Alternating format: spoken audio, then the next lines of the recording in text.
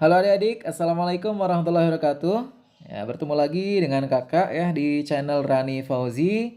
Pada kesempatan kali ini, kakak akan coba bahas soal-soal yang sering muncul, yaitu di OSN IPA SMP ya. Sebagai bahan persiapan adik-adik menghadapi OSN IPA SMP ya. Tentunya untuk video kali ini di bagian fisika ya. Untuk yang biologi dan juga kimianya nanti di video yang lainnya. Oke, kita langsung saja ke soal-soal yang akan kita bahas. Ya, oke. Sekarang kita masuk ke pertanyaan yang pertama. Sebuah benda dengan massa 100 gram bergerak konstan ke kanan dengan kecepatan 2 meter per sekon. Kemudian, sebuah gaya konstan F dengan arah ke kiri pada benda sampai bendanya bergerak ke kiri dengan kecepatan 1 meter per sekon. Total usaha yang dilakukan gaya F adalah berapa milijoule? Oke, kalau di soal diketahui antara F dan juga kecepatan, nah di sini bisa adik-adik langsung menggunakan konsep usaha bisa, dinamika pun bisa gitu ya. Nah, tapi lebih gampangnya ataupun lebih mudahnya adalah kita menggunakan konsep usaha ya, karena di soalnya juga ditanyakannya adalah usaha. Jadi usaha bisa mengakibatkan perubahan energi pada benda. Nah, energi apa yang berubah? Kita lihat aja konteks kalimatnya, ternyata di situ kecepatan yang berubah. Nah, energi benda karena kecepatan ya berarti energi kinetik tentunya ya. Sehingga kita bisa jabarkan bahwa energi kinetik itu kan setengah M V kuadrat, betul ya? V kuadrat. Nah, V2 kuadrat dikurangi dengan V1 kuadrat. Oke, ini kita pisahkan nih. Oke, lalu kita substitusikan nilai-nilainya. Setengah. Nah, masanya kita ubah dulu ya. Ke dalam kilogram, 100 gram berarti 0,1 kilogram.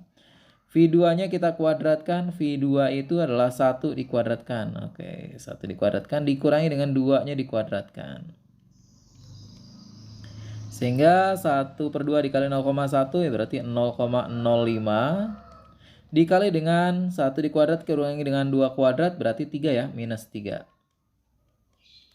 Baik, berarti jawabannya minus 0,15 dalam satuan joule. Atau dalam milijoule berarti tinggal dikalikan dengan 1000. Jadi minus 150 milijoule. Sehingga jawabannya adalah option yang C ya. Yang C. Oke. Itulah nomor yang pertama. Kita lanjut ke nomor berikutnya. Nomor yang kedua. Mobil mulai bergerak dengan mendapat percepatan tetap. Pada akhir detik kedua, jarak yang ditempuh adalah 8 meter. Jarak yang ditempuh mobil pada akhir detik kelima adalah berapa? Oke. Nah, di sini mobil mulai bergerak dan mendapat percepatan tetap ya. Berarti kita anggap saja bahwa kecepatan awalnya itu adalah 0 ya. Karena di soalnya disebutkan mobil mulai bergerak gitu ya. Berarti kecepatan awalnya 0 nih di sini ya. Finalnya 0. Oke. Jarak yang ditempuhnya 8 meter pada detik kedua ya. Oke, berarti kita bisa gunakan rumus GLBB yang itu yang S ya. S sama dengan V0 dikali dengan T ditambah karena dipercepat ya. 1/2 AT kuadrat. Oke. Tinggal kita substitusikan saja jaraknya. Nah, di sini keadaan awalnya adalah jarak yang ditempuh 8 meter dengan kecepatan awal 0 selama 2 detik ya pada detik kedua. Setengah, percepatannya belum kita tahu. Nah, dari sini kita bisa dapat nih percepatannya. T-nya kita kuadratkan. T-nya adalah 2 dikuadratkan. Oke. Berarti 8, 0 dikalikan 2 tetap 0. Berarti setengah dari 2 kuadrat itu 4 ya. Berarti 2A. Oke, berarti 2A sama dengan 8. Sehingga A-nya ya 4 gitu ya. 4 meter per sekon kuadrat. Nah, setelah dapat percepatan, lalu kita bisa cari jarak mobil yang ditempuh oleh mobil pada detik kelima ya, dengan persamaan yang sama. Jarak sama dengan V0 dikali dengan T ditambah dengan setengah AT kuadrat. V0-nya masih tetap 0 ya, karena kecepatan awal. Waktunya adalah detik kelima. Ditambah dengan setengah. A-nya kita substitusikan 4. T-nya dikuadratkan, berarti T-nya 5 dikuadratkan. Sehingga hasilnya adalah Setengah dari 42, 2 dikali dengan 5 kuadrat berarti hasilnya adalah 50 meter. Oke, berarti jawabannya yang option yang B. Oke, kita lanjut ke nomor berikutnya. Perhatikan beberapa pernyataan berikut. Cermin datar untuk berhias karena bayangannya nyata, tegak, sama besar. Oke, nyata, tegak, sama besar. Lensa cembung sebagai alat bantu penderita cacat hipermetropi karena bayangan yang dibentuk bersifat maya, tegak, lebih besar dari bendanya. Cermin cembung sebagai spion mobil karena bayangan yang dihasilkan bersifat maya, tegak, lebih kecil dari bendanya. Dan daerah yang ditangkap lebih luas. Yang keempat, cermin cekung sebagai kompor matahari karena sinar yang diterima dipantulkan menyebar. Oke. Pernyataan dan alasan yang benar ditunjukkan oleh, nah di sini tentang optik ya, optik lebih ke cermin ya, cermin dan lensa. Kita analisis satu persatu pernyataannya. Nomor 1, cermin datar untuk berhias karena bayangannya nyata, tegak, sama besar. Nah, di sini adik-adik harus ingat bahwa bayangan oleh cermin datar ya. Oke, cermin datar sifat bayangannya itu adalah maya ya. Maya, terus tegak dan sama besar. Sehingga pernyataan 1 kurang tepat ya, otomatis salah ya. Oke, untuk yang pernyataan 2, lensa cembung. Nah, lensa cembung sebagai alat bantu penderita cacat hipermetropi, betul ya. Nah, jadi lensa cembung itu untuk penderita hipermetropi ya. Cacat mata dekat ya. Lensa. Jadi yang ini cermin. Lensa.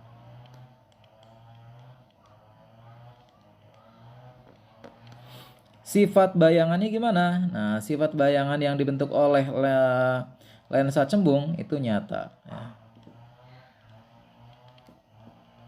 Nyata, terus terbalik. Dan diperbesar.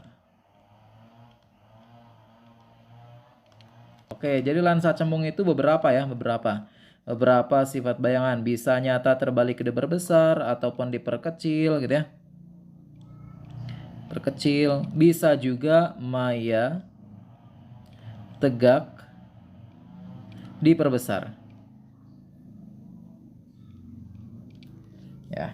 Jadi tergantung sama posisi bendanya, apakah dekat ataukah jauh ya. Jadi kalau misalnya jauh berarti nanti nyata terbalik diperkecil. Kalau lebih mendekat berarti nyata terbalik diperbesar. Kalau dekat, nah berarti maya tegak diperbesar. Oke, berarti jawabannya pernyataan 2 betul. Yang ketiga, cermin cembung sebagai spion. Nah, cermin cembung sebagai spion betul ya. Spion karena bayangan yang dihasilkan maya tegak dan lebih kecil. Oke, betul ya. Cembung. Maya tegak diperkecil. Jadi pernyataan ketiga betul ya, maya tegak dan lebih kecil karena memperkecil daerah yang dilihatnya bakal lebih luas gitu ya. Ya, jadi pernyataan yang keempat ya, cermin cekung sebagai kompor matahari karena sinar yang diterima dipantulkan menyebar, ini kurang tepat karena sifat dari cermin cekung dia itu mirip dengan lensa cembung ya, ataupun di sini nama lainnya adalah konvergen ya. Konvergen. Jadi mengumpulkan cahaya, bukan menyebarkan cahaya. Kalau yang menyebarkan cahaya itu namanya divergen ya, yaitu cermin cembung. Jadi sifat-sifat bayangan yang dimiliki oleh cermin cekung itu nanti sama dengan yang lensa cembung ya. Lensa cembung. Jadi option yang benar untuk yang pernyataan ini adalah option B. Oke. Kita lanjut ke pernyataan berikutnya. Di soalnya disebutkan ada 2 buah benda bermuatan listrik tarik-menarik dengan gaya 2 Newton. Jika muatan kedua benda masing-masing diperbesar menjadi 2 kali dan jarak kedua benda saling didekatkan menjadi setengah kali jarak semula, maka gaya tarik-menarik kedua benda menjadi berapa? Oke. Nah, di sini konsep yang bisa kita gunakan adalah tentang gaya kolom ya, gaya kolom. Kolom. Jadi persamaannya F sama dengan K Q1 Q2 per R kuadrat. Nah, kakiku remuk-remuk gitu ya. Nah, kaki Q per R kuadrat.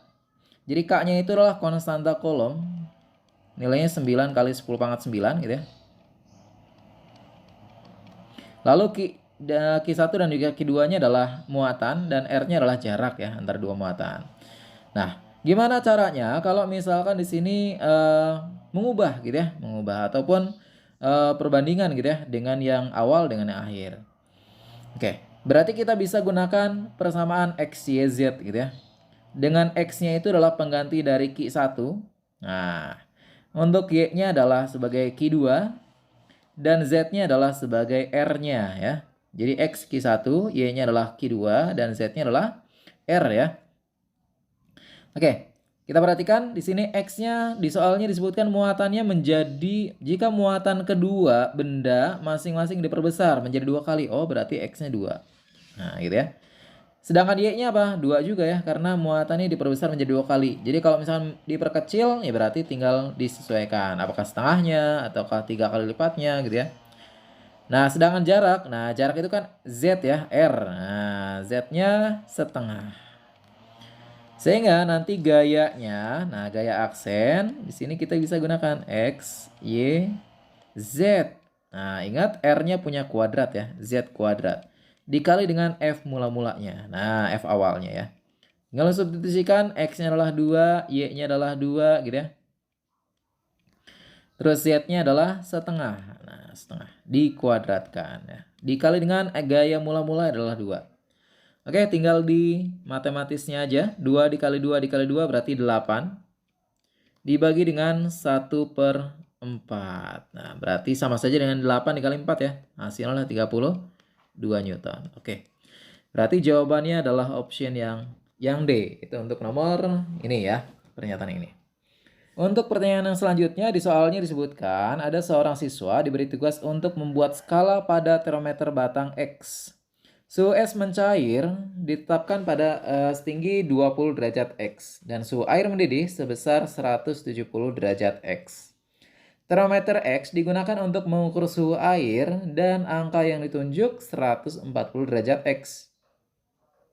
Jika suhu air tersebut diukur dengan termometer Celcius, suhu yang ditunjuk berapa? Nah, oke. Kalau ada soal tentang termometer X, berarti kita gunakan bagan ya, ataupun diagram. Nah, diagram antara derajat X dengan termometer yang disesuaikan. Di situ Celcius ya, berarti Celcius. Kalau Reaumur ya disesuaikan ya. Setiap termometer pasti memiliki titik tetap atas dan juga titik tetap bawah ya. Yang mana titik tetap bawah itu berarti air membeku ataupun es mencair. Kalau di Celcius udah jelas 0 ya. Dan juga untuk titik tetap atas pada air mendidih suhunya adalah 100 derajat ya. Sedangkan di termometer X di soalnya disebutkan air membeku ataupun es mencair itu pada suhu 20. Sedangkan air mendidihnya pada suhu 170. Yang ditanyakan kalau suhu airnya 140 X berapa C-nya gitu ya. Nah, di sini adik-adik ya. Caranya adalah membandingkan C dikurangi dengan yang minimumnya, yang bawah ya. C yang ditanyakan dikurangi yang bawahnya, yang bawah ya. Terus yang atas dikurangi yang bawah. Nah, gitu ya. Lakukan juga dengan yang X-nya. Nah, selisihkan antara yang diketahui dengan yang bawah ya, berarti 140 dikurangi dengan 20. Yang atas dikurangi lagi dengan yang bawah. Oke, berarti 170 dikurangi dengan 20. Oke, begitu ya. Oke, berarti di sini dapat C per 100 sama dengan 140 dikurangi dengan 20, berarti 120 per 150. Tinggal dikali silang ya. Ini nolnya sebelumnya kita coret saja dulu, berarti 100 dikali dengan 12. Oke, berarti berapa nih? 1200 ya. 1200 per 15. Berarti kalau dibagi, berarti hasilnya adalah 80 derajat Celcius. Oke, berarti option yang benar di pernyataan ini adalah nomor option yang B ya, 80 derajat Celcius. Yang selanjutnya kita lihat soalnya, ada suatu benda terikat pada suatu ujung pegas. Yang ujung lainnya terikat pada suatu titik tetap. Benda berada pada keadaan seimbang di titik X sama dengan 0. Benda kemudian disimpangkan sejauh A, lalu dilepaskan sehingga berosilasi ataupun bergetar ya, secara harmonik. Manakah pernyataan di bawah ini yang tidak benar? Oke. Di option-optionnya tentang kinetik, potensial gitu ya. Nah, berarti tentang energi. Dalam hal energi, berarti adik-adik harus memperhatikan grafiknya kira-kira seperti ini.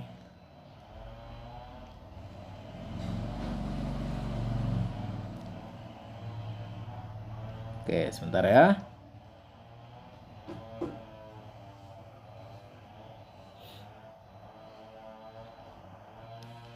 Oke, grafiknya seperti ini. Set ke bawah, nah, lalu ke atas lagi. Hubungan energi terhadap posisinya ya, posisi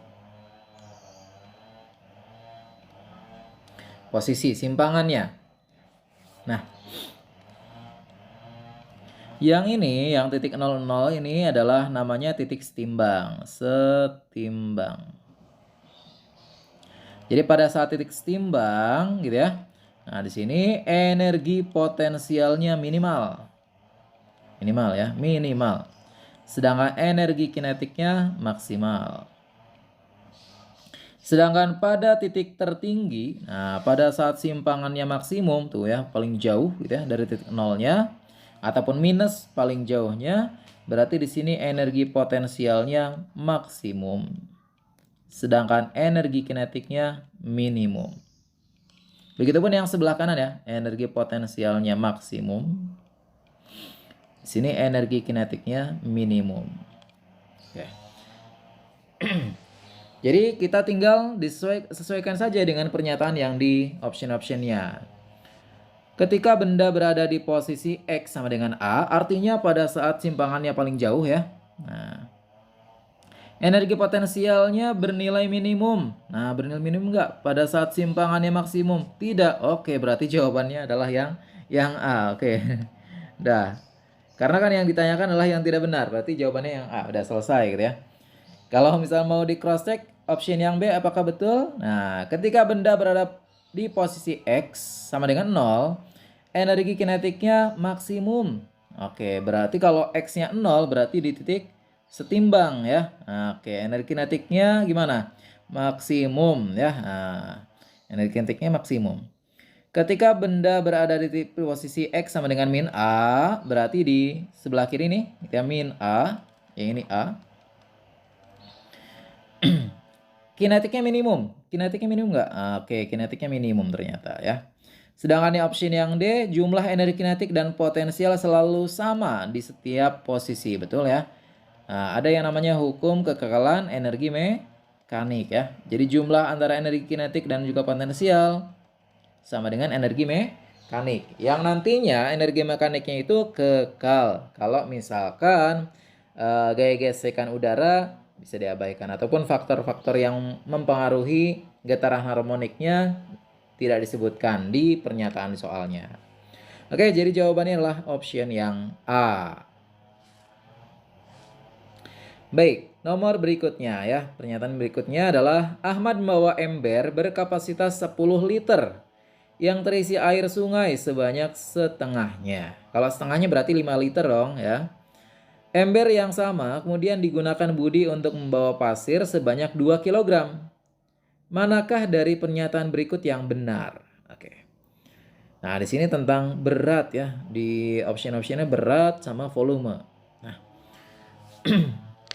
kalau mengenai berat ya, berarti berat dan juga volume, berarti adik-adik harus langsung ngeh sama massa jenis ya. Massa jenis. Atau rapat massa. Bahwa massa jenis suatu benda itu merupakan di perbandingan dari massa dan juga volume. ya. Perbandingan dari massa dan juga volume. Artinya kalau kita mau mengubah suatu volume benda ya, pengen tahu nih massanya berapa, tinggal kali silang gitu ya. Massa sama dengan massa jenis dikali dengan volume. Di soalnya gitu ya, Ahmad itu membawa ember berkapasitas 10 liter, berarti volume dong gitu ya. Nah, sebanyak setengahnya, berarti nanti massa yang Ahmad gitu ya, massa yang dibawa oleh Ahmad maksudnya ya. Berarti massa jenis air gitu ya. Air sungai apa? Massa jenisnya adalah 1000 ya. Massa jenis air sungai itu 1000. Ingat, massa jenis air itu 1000 ya. 1000 kg per meter kubik. Jadi massa jenisnya 1000 dalam kilogram per meter kubik dikali volumenya 5 liter. Nah, 5 liter itu berarti 5 per 1000 meter kubik gitu ya. Nah, dari desimeter kubik ke meter kubik itu dibagi 1000. Sehingga massa yang dibawa oleh Ahmad, coret. Nah, berarti dapatnya adalah 5 kilogram. Nah, dari sini kita bisa langsung simpulkan bahwa massa yang dibawa oleh Ahmad itu lebih besar dibandingkan yang dibawa oleh Budi gitu ya. Yang dibawa oleh Budi pasir 2 kg gitu ya. Berarti massa yang lebih berat adalah yang Ahmad. Sehingga jawaban yang benar adalah yang option A. Oke, jadi itu ya tentang massa jenis. Nah, kalau misalkan kita harus mencari volume, tetap kita harus mengetahui massa jenisnya.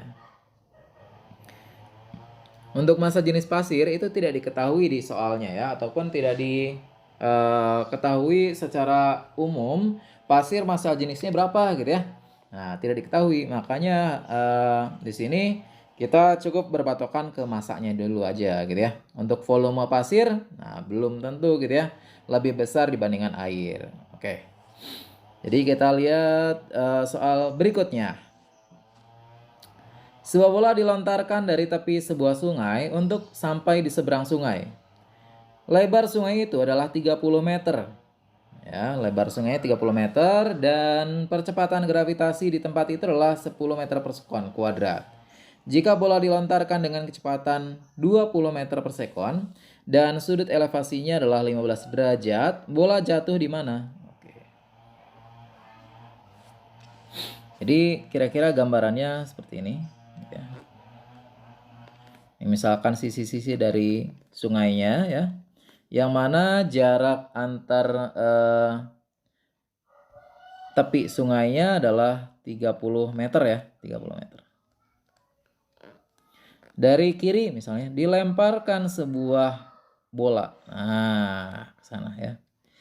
Dengan kecepatannya adalah 20 meter per sekon, sudutnya adalah 15 derajat. Apakah bolanya jatuh di air ataukah di tanah? Nah, kita harus mengetahui berapa jarak yang ditempuh oleh bola setelah dilemparkan gitu ya. Nah, dalam gerak parabola ada yang namanya jarak mendatar maksimum ya. X maksimum. Persamaannya yang bisa kita gunakan adalah V0 kuadrat sin 2 alfa per G. Nah, gitu ya. Jadi tinggal kita substitusikan kecepatan lemparan bolanya adalah 20 dikuadratkan sin 2 alfa. Berarti sinus dari 2 dikali dengan 15 derajat. Ya. Per gravitasinya disebutkan 10. Oke. Berarti 400 sin 2 dikali 15 berarti sin 30 ya. Nah, tinggal kita harus ingat bahwa sinus dari 30 derajat itu nilainya adalah setengah ya. Setengah. Per 10. Tinggal kita matematis saja hitung. 400 dikali setengah berarti 200. 200 dibagi 10 berarti 20 ya. 20 meter. Nah, ternyata jaraknya adalah hanya 20 meter saja dari titik pelemparan. Artinya belum sampai ke tepi sungainya gitu ya. Nah, berarti jawabannya adalah yang B ya, yang B. Jadi jatuhnya di air 10 meter sebelum tepi sungai. Oke, itulah soal-soal yang bisa kakak bahas untuk video kali ini ya. Ya, terima kasih telah menonton video ini. Semoga sukses ya OSN-nya dan juga melaju ke tahap selanjutnya ya. Oke, jangan lupa tonton video lainnya dan juga subscribe, like, dan juga komen ya kalau misalkan ada yang mau ditanyakan. Oke, terima kasih. Wassalamualaikum warahmatullahi wabarakatuh.